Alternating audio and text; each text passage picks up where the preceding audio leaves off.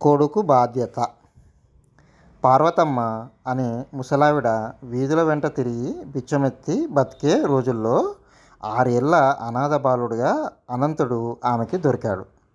వాడికి చదువు మీద ఉన్న ఆసక్తి గమనించిన పార్వతమ్మ తాను బిచ్చమెత్తి సంపాదించిన డబ్బుల్లో కొంత మిగులుస్తూ వాడికి చదువు చెప్పింది. అనంతుడు 20 ఏళ్ల వాడై చదువు పూర్తి చేసి ఉద్యోగం సంపాదించుకున్నాడు. ఆ తర్వాత ఒక మంచి ఇల్లు అద్దెకు తీసుకొని అందులో ప్రవేశించాడు. పార్వతమ్మ ఇక తన కష్టాలు తీరిపోయినట్టే అని చాలా ఆనందపడింది. ఆ పరిస్థితుల్లో తమ పిల్లని ఇస్తామని కొందరు ఆడపిల్ల తల్లిదండ్రులు ఇంటికి రాసాగారు. అలా వచ్చిన సంబంధాల్లో తనను పెంచి పెద్ద చేసిన అవ్వ పార్వతమ్మకు నచ్చిన ఒక అమ్మాయిని అనంతుడు పెళ్లి చేసుకున్నాడు. ఆమె పేరు అమల. అమలకు తన కాపురానికి వచ్చిన రోజు నుంచి భర్తతో పాటు ఒకనాటి బిచ్చగత్తెకు వండి వడ్డించడం చెప్పలేనంత కంపరంగా ఉండేది. భర్త ఇంట లేనప్పుడు ఆమె పార్వతమ్మను చీదరించుకుంటూ సూటిపోటి మాటలు అనేది. అయినా ఇలాంటి వాటికి ఎంతో కాలంగా అలవాటు పడిపోయిన పార్వతమ్మ అంతగా బాధపడేది కాదు. ఈ పరిస్థితుల్లో వృద్ధాప్యానికి తోడు ఆమె అనారోగ్యం కూడా కొంచెం క్షీణించడం తయారైంది. అనంతుడికి ఆమెకు గురించి చింత పట్టుకుంది. ఆమె వద్దంటున్నా వినకుండా వైద్యం కోసం డబ్బు ఖర్చు చేయసాగాడు. అమలకు ఇదేమాత్రం ఇష్టం లేదు. ఒకనాడేమో భర్తతో పండగ ఇంకా 1 వారం రోజులు మాత్రమే ఉంది. మీరు నాకు పట్టుచీర కొనిపెట్టి చాలా కాలమైంది. పండగకు పట్టుచీర కొనండి అన్నది. అనంతుడు కొంచెంసేపు ఆలోచించి పండగలకేం దీని తర్వాత మరొక పండగ రాకపోదా? నువ్వు చూస్తున్నావు కదా, అవ్వ వైద్యానికి చాలా ఖర్చు పెట్టవలసి వస్తుంది అన్నాడు. ఆ జవాబు వింటూనే అమల ఎక్కడ లేని కోపం తెచ్చుకొని ఒక బిచ్చగెత్తె కోసం అంత డబ్బు ఖర్చు పెట్టడం బుద్ధిమాలిన పని అని అడిగింది. అనంతుడు ఒక క్షణకాలం నివ్వెరపోయి అవ్వను గురించి అంత చులకనగా మరేనాడు మాట్లాడకు అని బయటికి వెళ్ళిపోయాడు. దానితో అమలకు పార్వతమ్మ పట్ల ద్వేషం రెట్టింపయింది.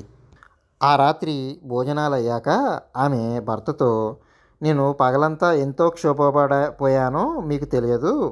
మీరు బాగా ఆలోచించుకొని నేను కావాలో లేక ఆ బిచ్చగత్త కావాలో తేల్చుకోండి అన్నది. ఆ మాటలకు అనంతుడు ఆవేశపడిపోతూ బిచ్చగత్తే అనవద్దని లోగడ చెప్పాడు. నీది వట్టి కుళ్ళు బుద్ధి. భర్తగా నిన్ను సంతోషపెట్టవలసిన బాధ్యత నాకు తెలుసు. అయితే అనాథనైనా నన్ను పెంచి పెద్ద చేసిన అవ్వ పట్ల నాకు బాధ్యత అంటూ లేదా? ఇంతటితో నోరు మూసుకో అన్నాడు. అమల ఆనాటి తెల్లవారుజామున తను వెళ్ళిపోతున్నట్టు ఒక ఉత్తరం రాసి నిద్రపోతున్న భర్త తల దిండు కింద పెట్టి బడుగు బండిలో పుట్టింటికి వెళ్ళిపోయింది. హఠాత్తుగా వచ్చిన అమలను చూసి ఆమె తండ్రి, ఇలా ఒక్కదానివే వచ్చావేం అని అడిగాడు. ఆమె జరిగిందంతా తండ్రికి చెప్పి, నాకన్నా ఆయనకు ఆ ముసలి బిచ్చగత్తే ఎక్కువట, ఆ ఇంట్లో ఒక్క క్షణం కూడా ఉండలేక వచ్చేశాను అన్నది. ఆమె తండ్రి కొంచెంసేపు తలాడిస్తూ ఊరుకొని, మంచి పని చేశావు, భార్య పట్ల తన బాధ్యత ఏమిటో గ్రహించినవాడు అతనే వస్తాడు అన్నాడు. తండ్రి మాటలు విన్న అమల చాలా సంతోషించింది. అయితే ఆమె అన్న మాత్రం పలకరించనైనా పలకరించకుండా బయటికి వెళ్ళిపోవడం ఆమెకు చాలా బాధ కలిగించింది. తర్వాత కొంతసేపటికి ఆమె తండ్రి కచేరీకి వెళ్తూ, జరిగిందేదో జరిగిపోయింది, నేను చీకటి పడకుండా వచ్చేస్తాను అన్నాడు. అయితే ఆ రోజు బాగా చీకటి పడిపోయాక కూడా తండ్రి ఇంటికి రాకపోవడంతో అమల అబ్బురపడి తండ్రితో పాటు కచేరీలో ఉద్యోగం చేసే ఎదురింటి రామయ్య దగ్గరికి వెళ్ళి, ఏం బాబాయ్, మా నాన్న ఇంకా రాలేదేం అని అడిగింది. నీకు చెప్పడానికి మనస్కరించక ఊరుకున్నాను. ఈ సాయంత్రం మీ నాన్న లంచం పుచ్చుకుంటూ దొరికిపోయాడు. నిలవడం కష్టం, ఉద్యోగం పోయినట్టే అని చెప్పాడు రామయ్య. ఈ వార్త విన్న అమల నిలవెల్లా వణికిపోయింది. లంచం కారణంగా ఉద్యోగం పోవడం అంటే దానితో పాటు పరువు పోయినట్టే. అమల ఇలా ఆలోచిస్తూ ఇంటికి తిరిగి వచ్చేసరికి పెరట్లో ఏదో అలికిడైంది.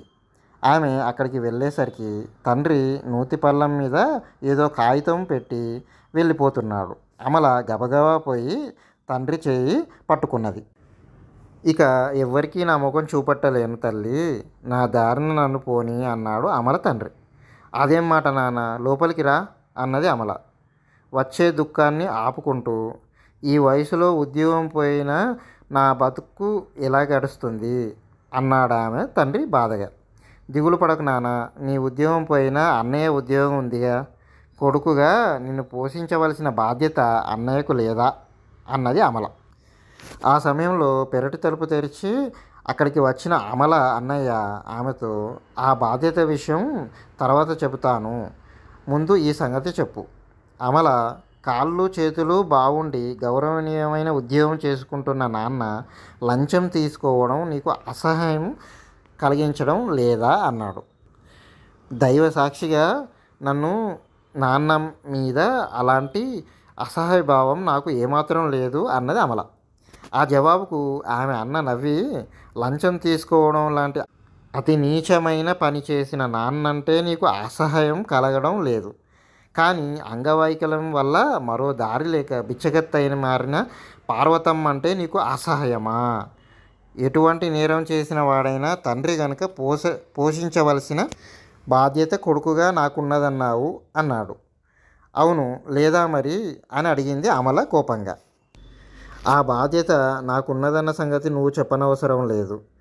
అనాథ అయిన తనను ఎన్నో శ్రమ కోర్చి పెంచి పెద్ద చేసిన పార్వతమ్మను ఆమె ముసలితనంలో పోషించవలసిన బాధ్యత అనంతుడికి లేదా? ఆ ఇంటి కోడలుగా ఆమెను గౌరవిస్తూ సేవలు చేయడం నీకు ధర్మం కాదా అని అడిగాడు అమల అన్న. అమల జవాబు ఏమీ చెప్పలేక కళ్ళ నీళ్లు పెట్టుకొని, అన్నయ్య, నువ్వు నా కళ్ళు తెరిపించావు. పొద్దున్నే బయలుదేరి అత్తారింటికి వెళ్ళిపోతాను. నాకు నాన్నకు ఉద్యోగం పోతే పోయింది, ఏదైనా శిక్ష కూడా పడుతుందేమో అని నాకు భయంగా ఉన్నది అన్నది. ఆ మాటలకు అమల తండ్రి చిన్నగా నవ్వి, నేను లంచం తీసుకోలేదు, ఉద్యోగం పోలేదు. నీ మేలు కోరి నీకు బుద్ధి చెప్పాలని రామయ్య, నేను, నీ అన్నయ్య ఈ చిన్న నాటకం ఆడాము అన్నాడు. మీరాడిన నాటకం నాకీ జన్మకి సరిపడా బుద్ధిని, మంచి చెడుల ఆలోచింపగలిగిన జ్ఞానాన్ని ప్రసాదించింది అంటూ అమల సంతోషంగా ఇంట్లోకి వెళ్ళిపోయింది. ఇదండి ఫ్రెండ్స్ టుడే. మళ్ళీ మంచి స్టోరీతో నెక్స్ట్ టైం మళ్ళీ కలుద్దాం. Please subscribe, like and share. Thank you.